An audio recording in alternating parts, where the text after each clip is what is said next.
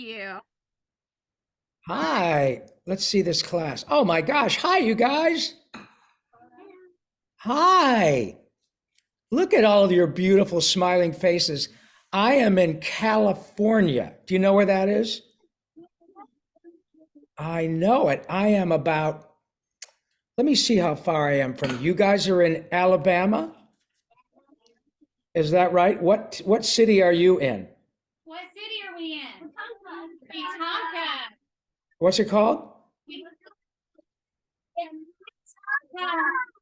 Cool. All right, let's see. I am let me tell you how far I am.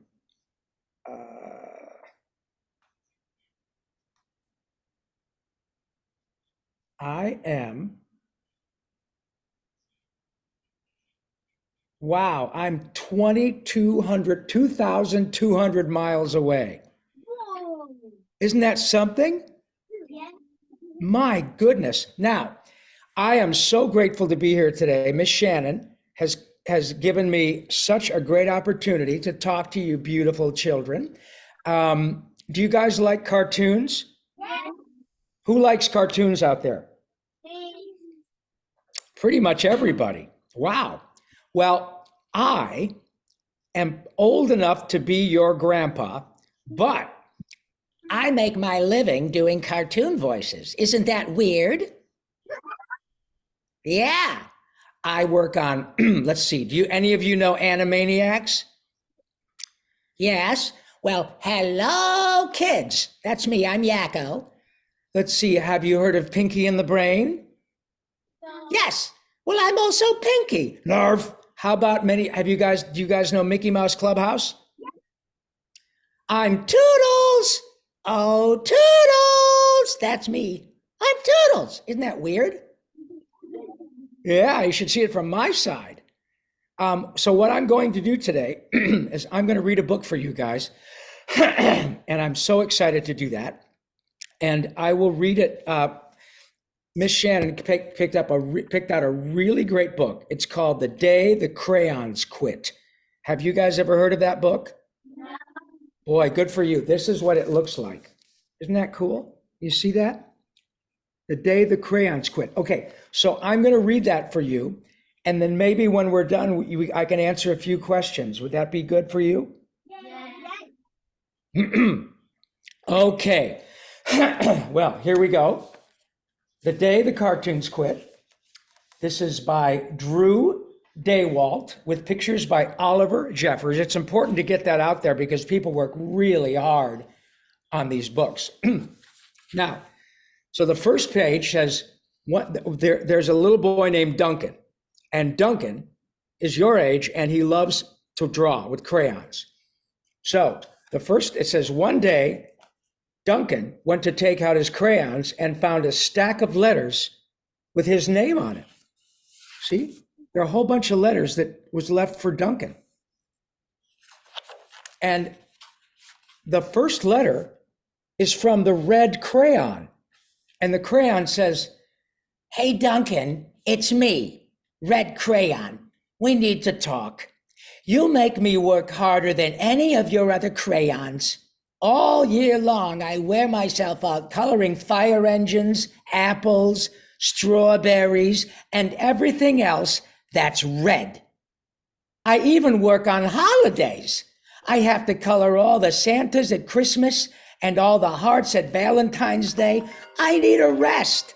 I need a rest. You can't make me do all this stuff. Hang on a second. Okay. Your ever-worked friend, Red Crayon." So you see, Duncan uses the red crayon a lot. And the crayon says, "Duncan, I need a break." So he's leaving.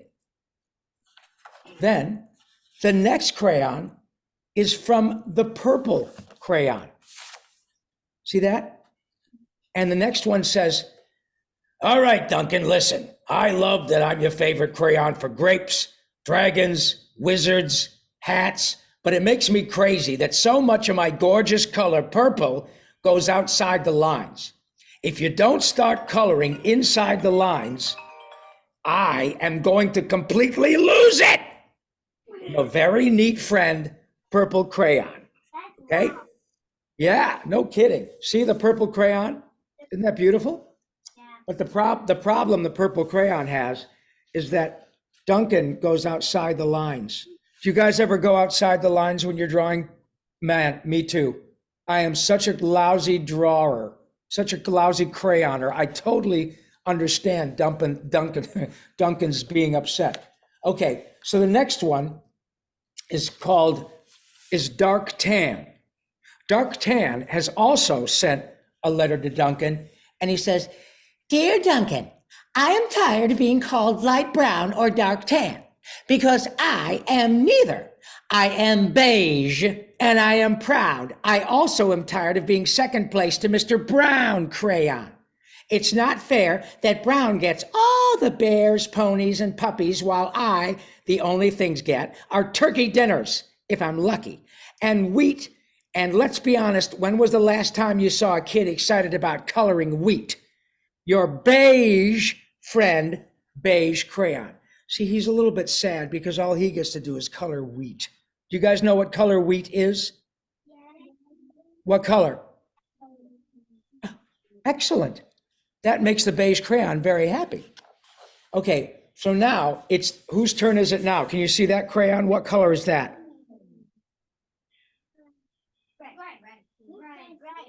Gray.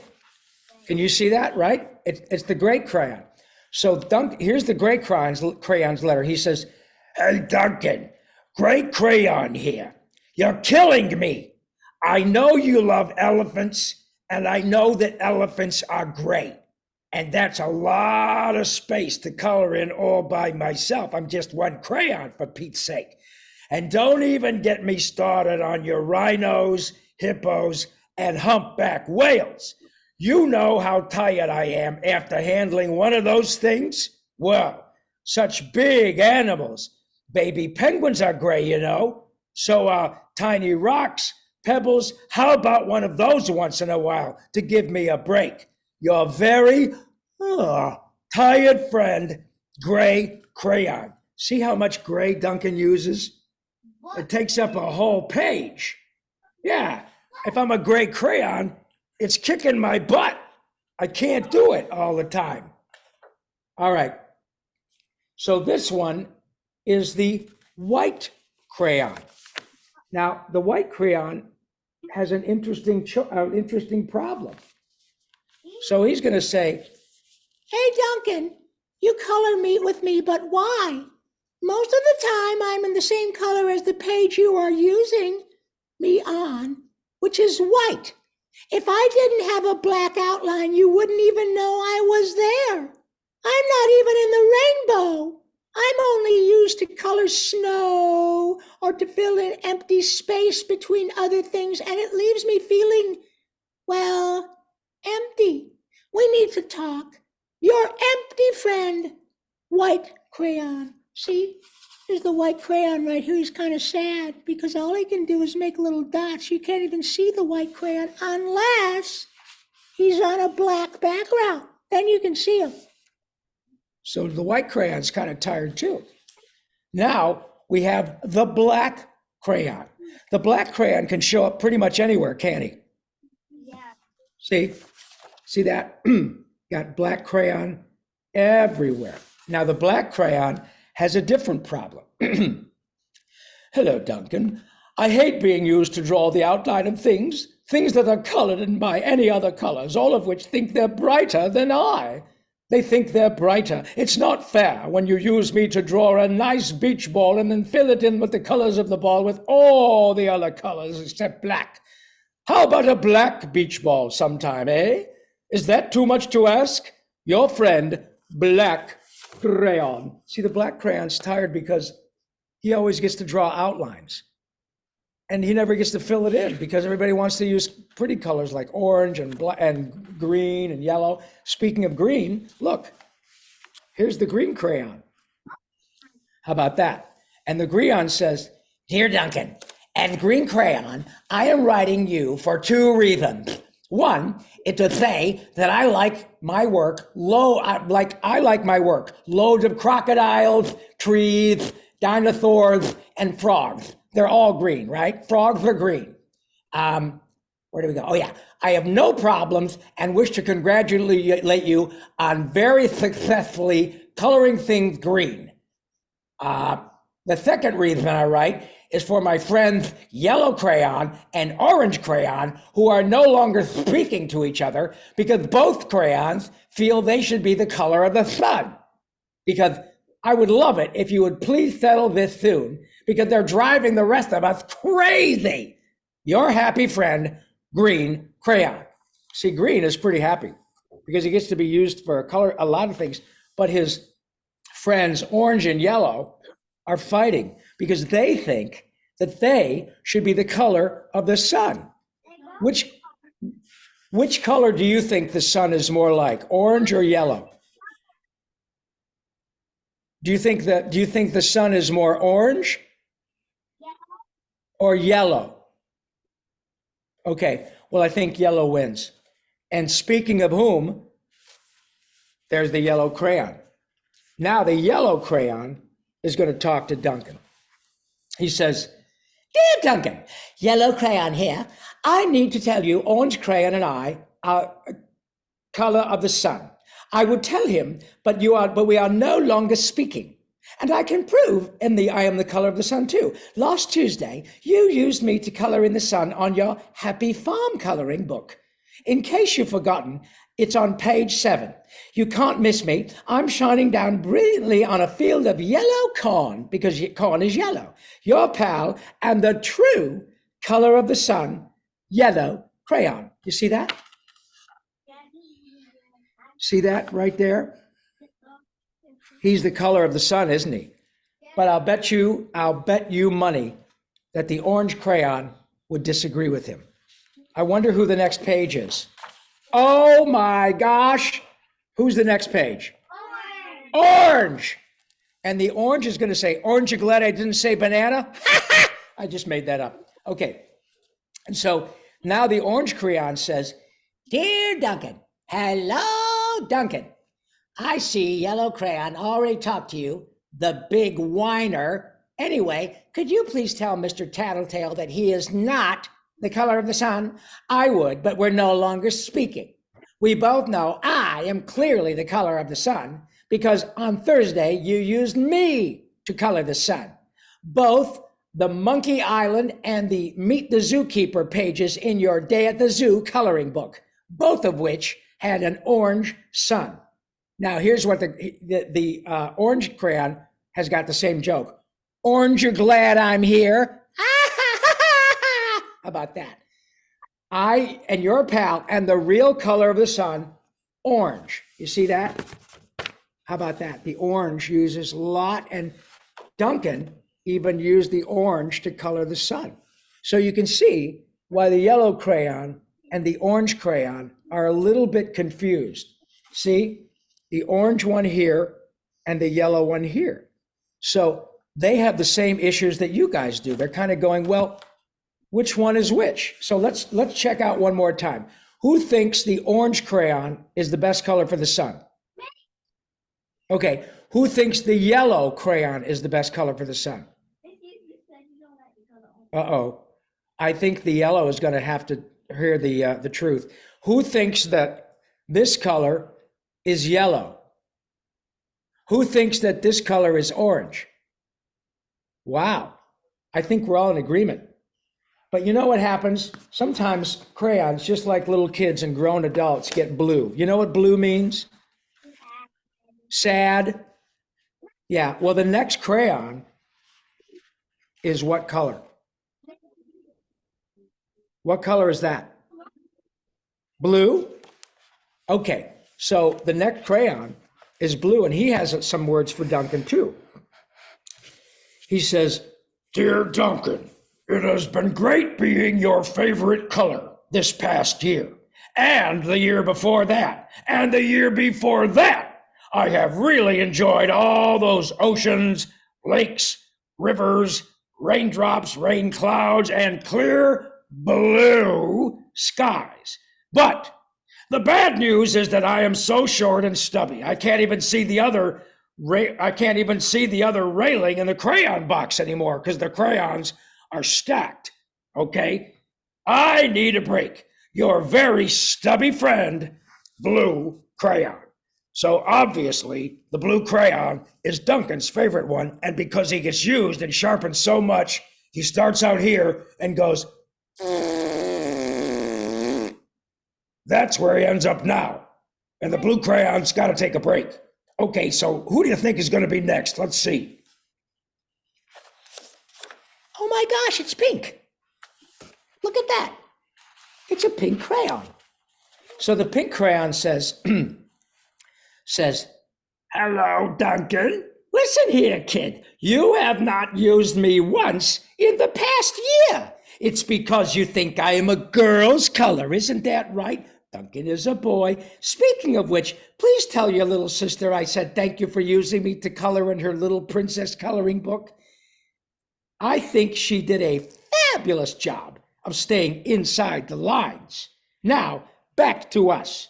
Could you please use me some more to color the occasional pink dinosaur or monster or cowboy? Goodness knows they could all use a splash of color. Your unused friend, the pink crayon. How many of you use a pink crayon a lot? And how many of you think you could use a pink crayon a little bit more? Good for you. I think that's great because you know what? A color is a color.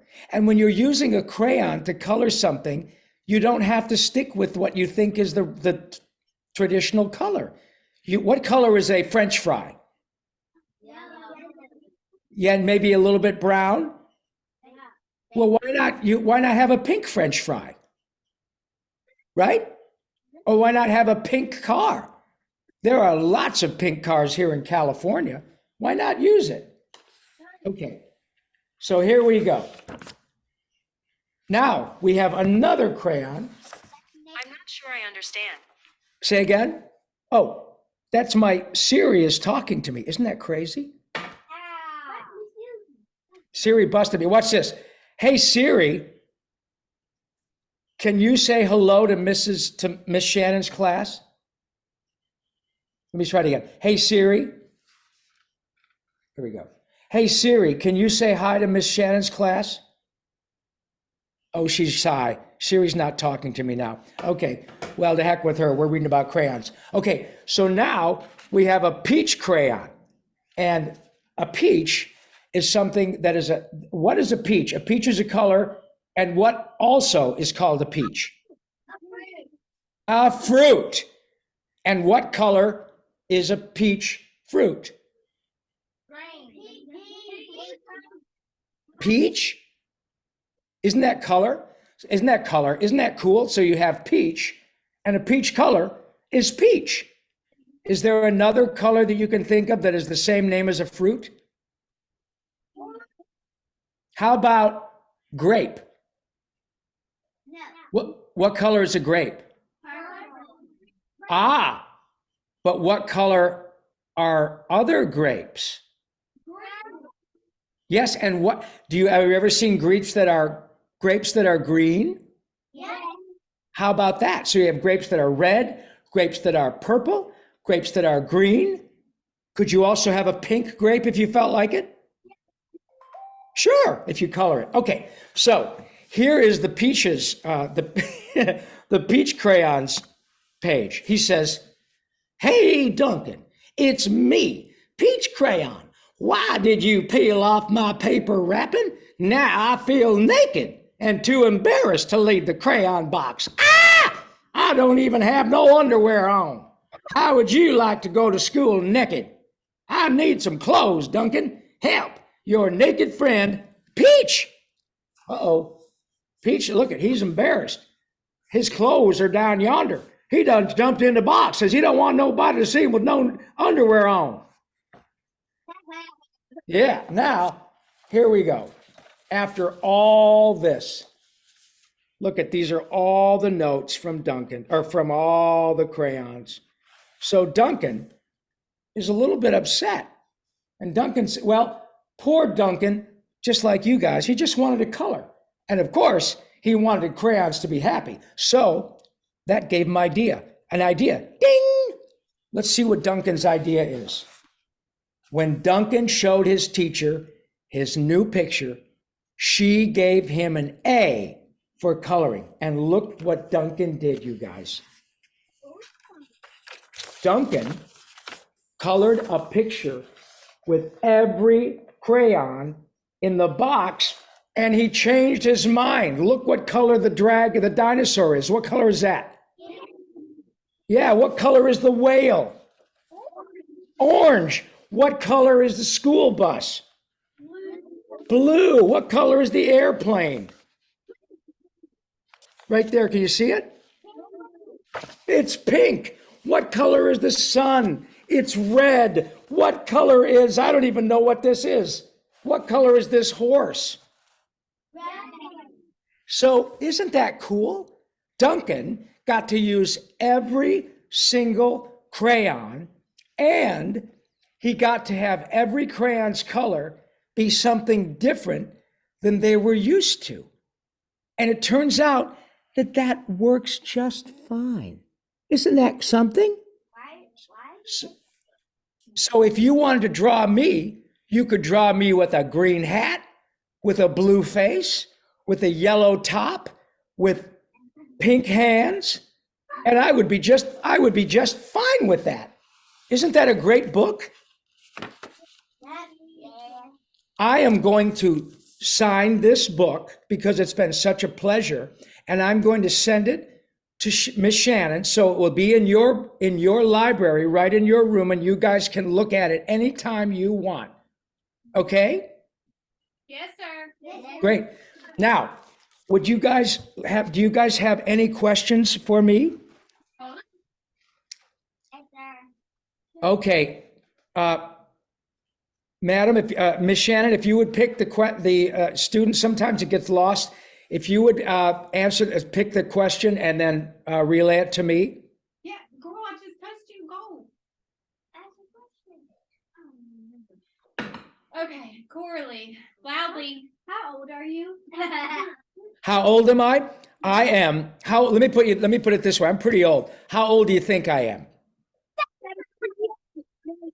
105? Do you think I'm 27? Do you think I'm 85?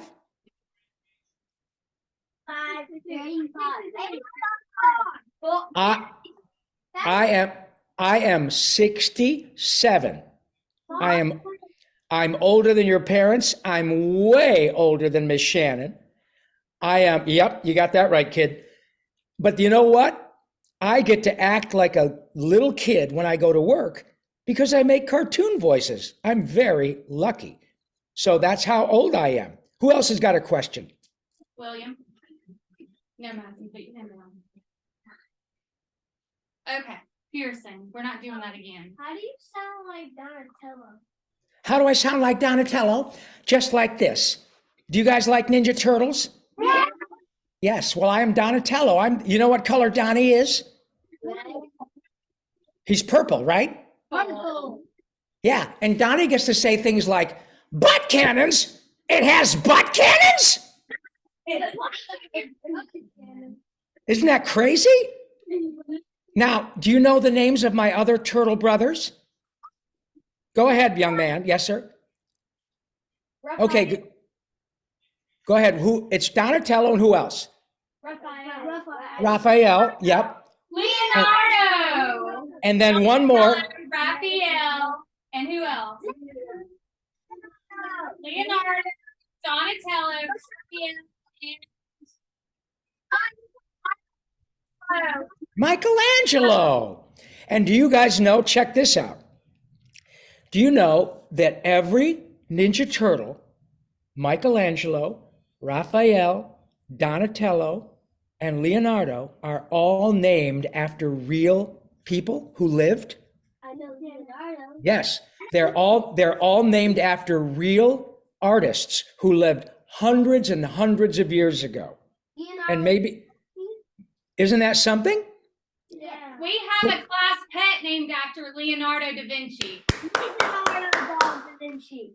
Excellent. What kind of pet is your class pet? I'll show him. Let me see.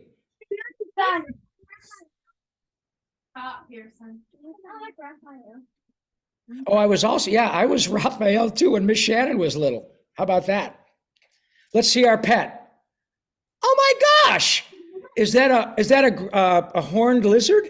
It's a bearded dragon. A bearded dragon. Well, if I were a dragon, I would be one too, because I already got the beard part down. Yeah, you would. How about that? Who else has a question?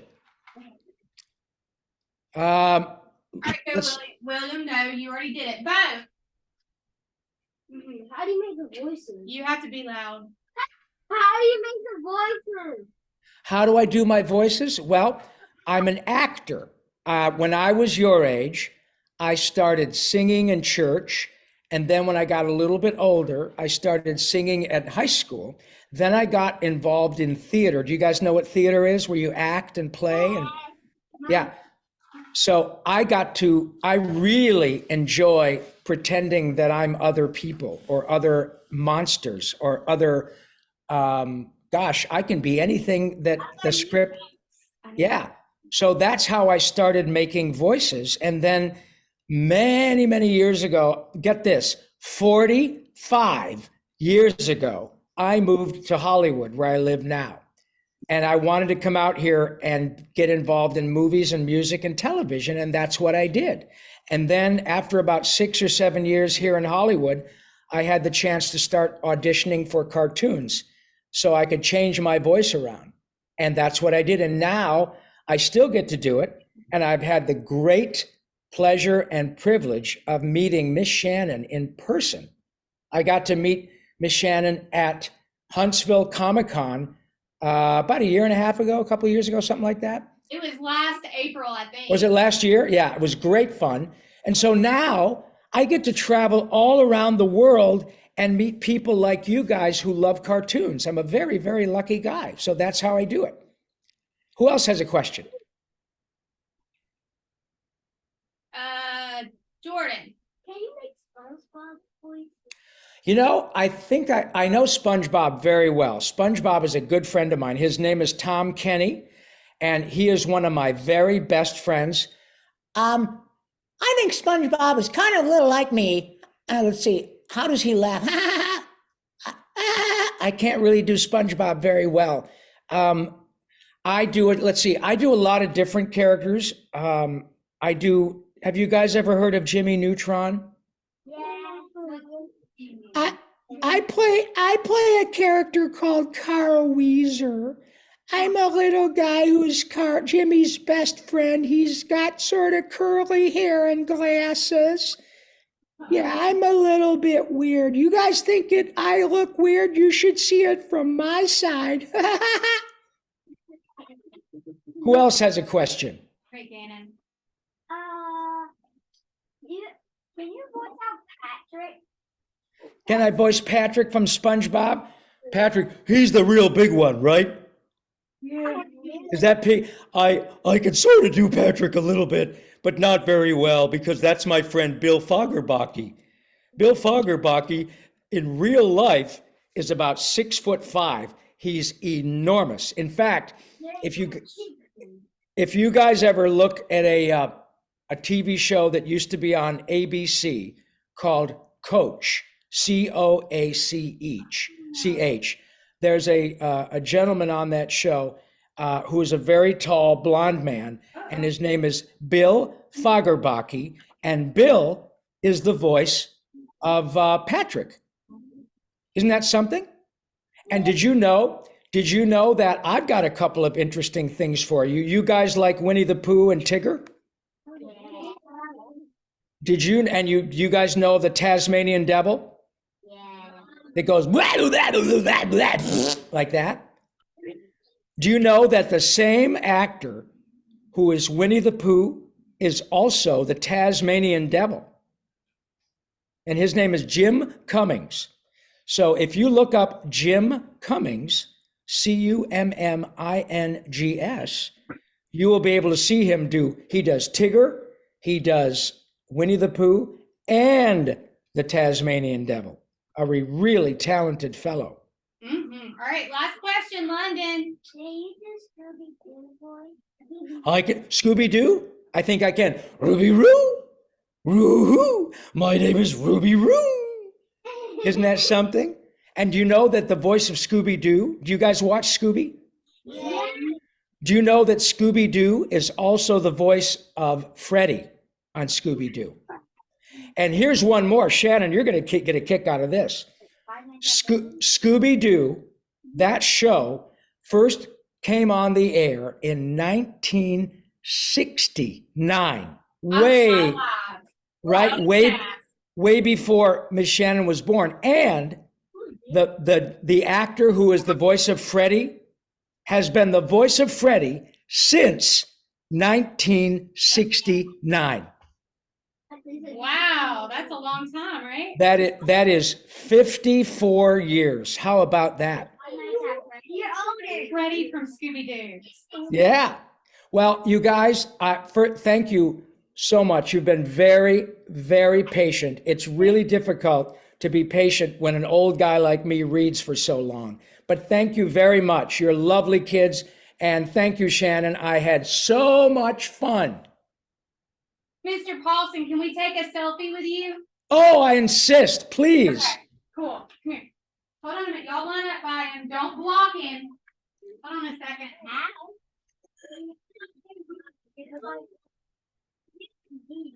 I look like a moose.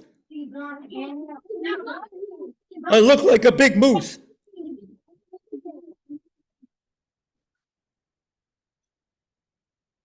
Y'all are blocking him. I told y'all. Y'all need to duck down. Y'all Stop blocking me. I'm a moose. I don't want to be blocked. I've got my antlers here. Take a picture of it. Ready? Sit down. Ready? Can you get all of them? Nerve. Oh, this makes me so happy. Hello, class. Zoom in. Okay, 1, 2, 3, cheese. Cheese. Let me do another one. Okay, 1, Okay. 2, 3, cheese. Okay, make a funny face.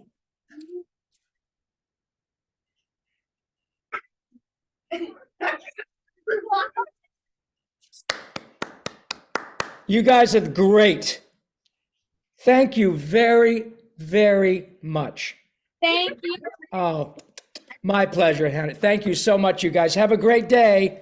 Bye. Smooches. Lots of kisses to all of you. Thank you, guys.